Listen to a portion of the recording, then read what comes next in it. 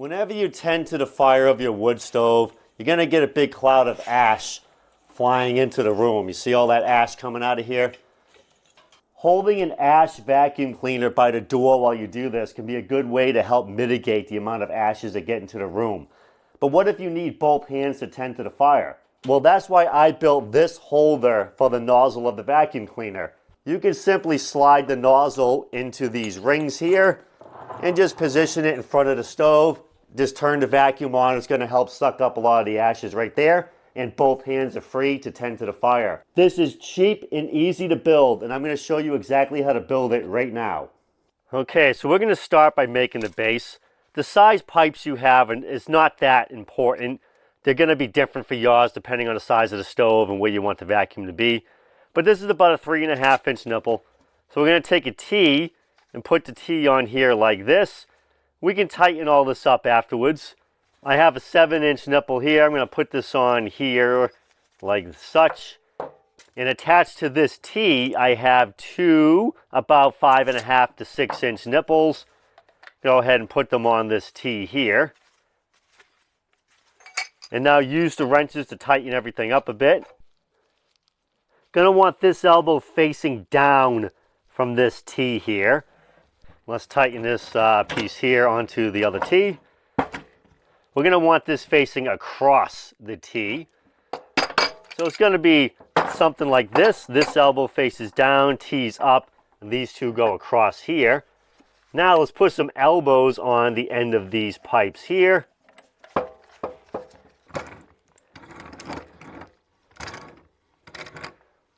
Now we can put this on a flat surface and make some adjustments to get all these level. We can see this elbow needs to be turned this way a bit to make it level.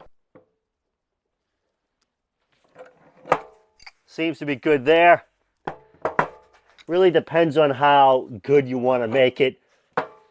It's not super important, to be honest.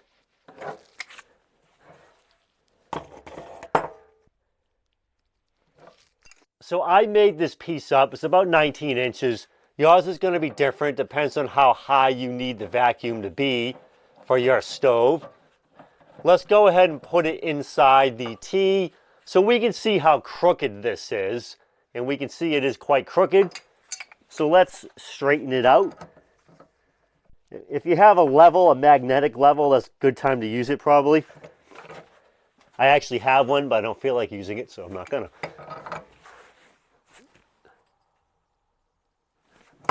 So now that we have our base made with our upright on it, let's put these caps in the elbows here. These are just going to be feet.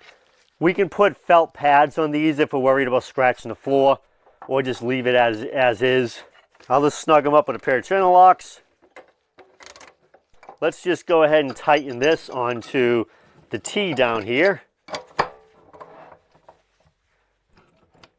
Let's put a T on here. We're going to tighten the T up so it's facing the same way that this leg is facing. And now I'm going to go ahead and use a relatively long pipe.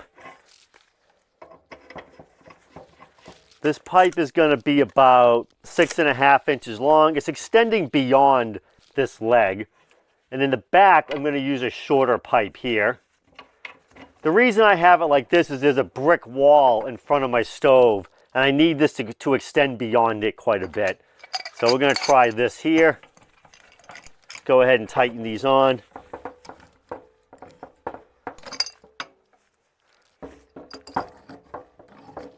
For the final step, we're going to take some split rings and some threaded rod. Get yourself a hacksaw and cut yourself whatever length you need to get this as high or as low as you want. Go ahead and slide our split ring onto the pipe. Let's take a screwdriver and snug it up. I'm not going to tighten it all the way yet. I'm just going to snug it up. Both of these on here. I'm going to take our threaded rod and thread them into the split ring. Now I have a 2-inch and a 1-inch split ring. I could use an 1.25 inch. I just didn't have one, so I used a 2-inch. My vacuum, the 1-inch one fits perfectly. Yours might be different, whatever kind of vacuum you have. If you use the same vacuum that I have linked to in the description, then this will work very well for it. But if you have a different one, you might need to size it a bit different. And this is it. The nozzle is going to go here pointing at the stove. This will hold the hose. This should enable you to clean the stove up while sucking up most of the airborne ashes into the vacuum cleaner. So let's give it a try and see how it works. Simply slide the ash vacuum in here. It holds it in place.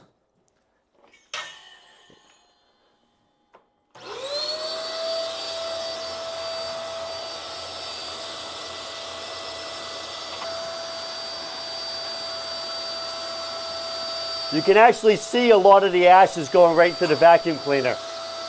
So that's it. As you saw, a lot of the ash was sucked up into the vacuum before it got into your house. And this frees up your hands to do all the work you need to do on the stove.